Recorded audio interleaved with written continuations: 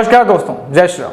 अगर मैं कहूं मंदिरों में आप जो दान देते हैं वो दान के पैसे, भगवान के पैसे, उन पैसों पे सरकार डाका डाल रही है, अलग अलग राज्य सरकारें, तो आप क्या कहेंगे? और जबरदस्ती, और ये कानून सिर्फ एक हिंदुओं के लिए है।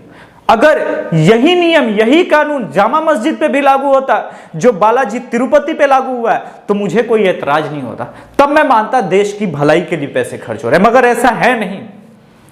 देश के कई बड़े बड़े चर्च हैं, गोवा के ओल्डेस्ट चर्च से लेकर के हर जगह पे, पर वहां सिर्फ फंडिंग आती है, पैसा सरकार को चवन्नी नहीं मिलता।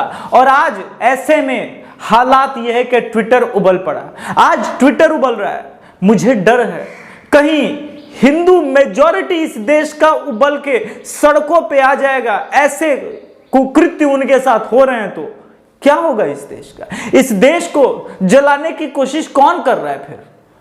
इस सवाल का जवाब आपको देता हूं। पर कहते हैं ना कि दान के पैसे उन लोगों पे खर्च होने चाहिए जो इसके सुपात्र हों, कुपात्रों पे नहीं। इस देश में एक और इकोसिस्टम है, पहले उसको समझते हैं। दो वीडियो दिखाता हूं।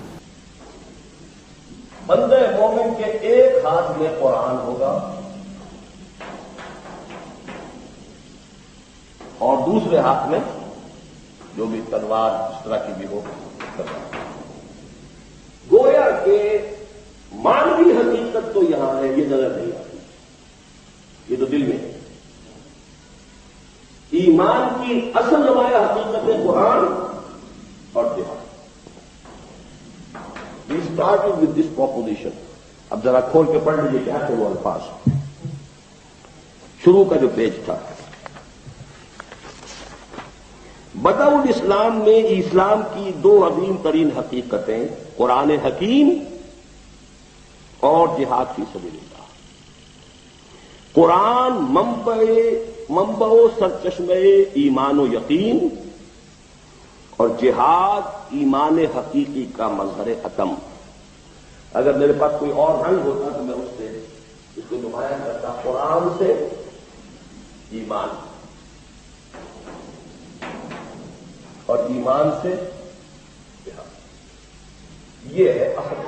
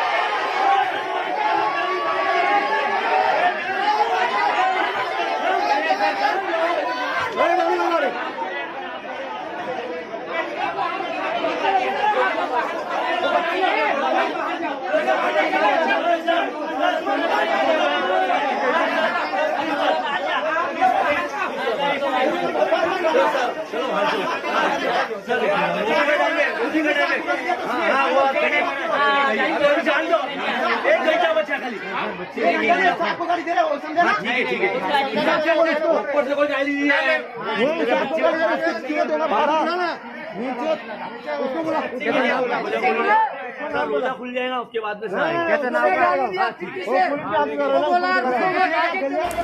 शबरीमाला मंदिर अपवित्र हो गई और इसमें सबसे बड़ा हाथ सीपीआईएम और लेफ्टिस्ट गुंडों का था, जिहादियों का था, उस मानसिकता वाली सरकार का था। मगर उसके पैसे, उसके सोने चांदी के सिक्के सीपीआईएम सरकार को चाहिए और ये आपको देना पड़ेगा। ऐसा कानून उन्होंने बना लिया। आप क्या कर सकते हैं? अब कैसे लड़ेंगे? सवाल यही है।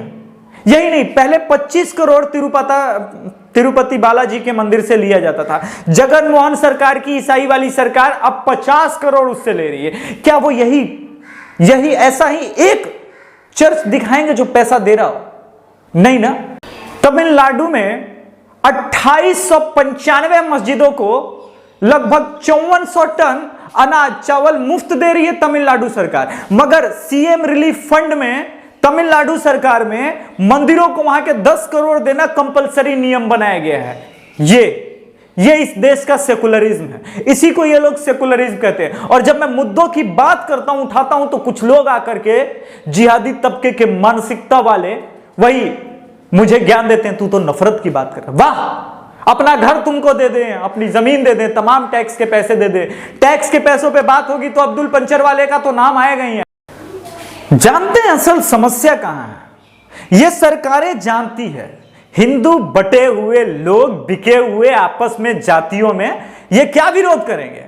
छीन लो इनके पैसे लूट लो और तमाम संसाधन दे दो माइनॉरिटी के नाम पे किसी को। कौन बोलने वाला है? कौन आवाज उठाएगा?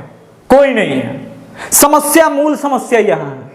इस देश की सरकारों ने आपको मान लिया है कि जाति में बटे हुए लोग मेरे वोटर हैं, फलना जाति चिल्ना जाति, तुम यादव हो तो मेरे वोटर हो, तुम कुर्मी हो तो मेरे वोटर हो, तुम ब्राह्मण हो तो मेरे वोटर हो, तुम भूमिहार हो तो मेरे वोटर हो। और हर छोटा छोटा ब्राह्मण महासभा खड़ा है, भूमिहार महासंघ, कायस्थ महासंघ।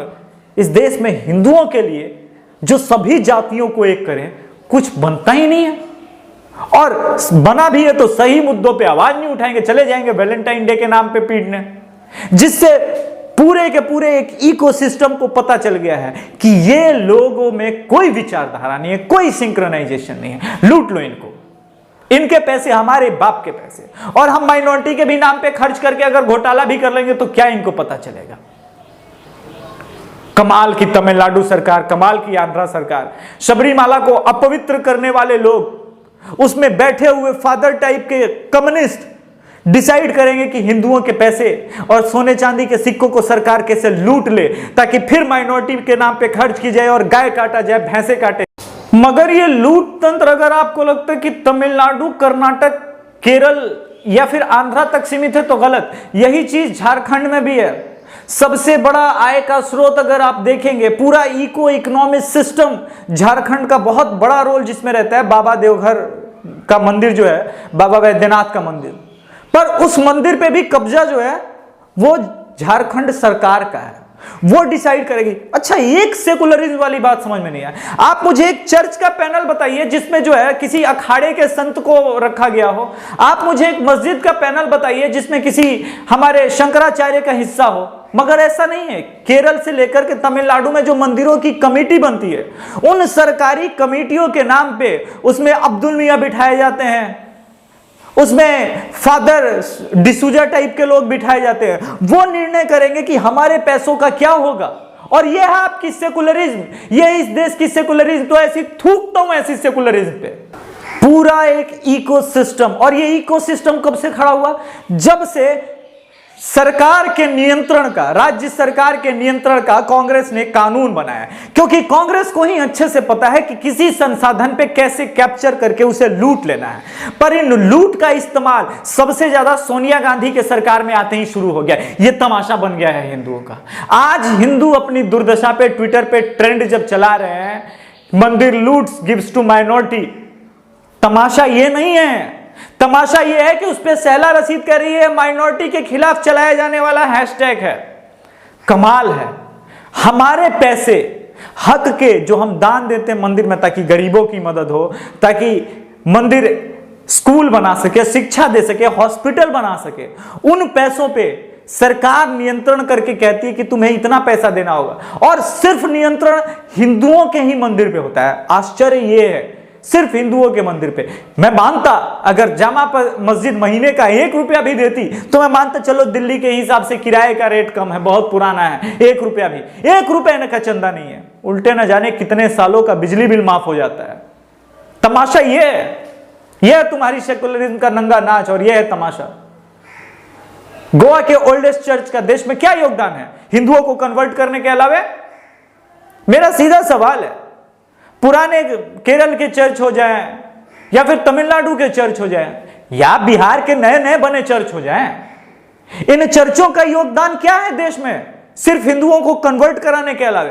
आप मुझे एक मंदिर बताओ जिससे संत निकल के ये कहता है कि वापस इनको कन्वर्ट करके लेके आओ। और आप क्या बात करेंगे?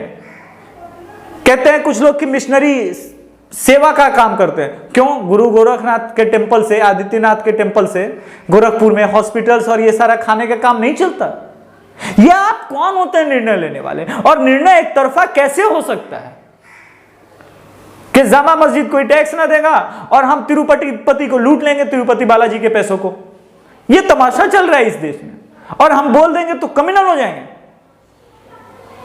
जय श्री राम दोस्तों, ये आपको सोचना है कि देश कहां लेके जाना है। जय श्री राम।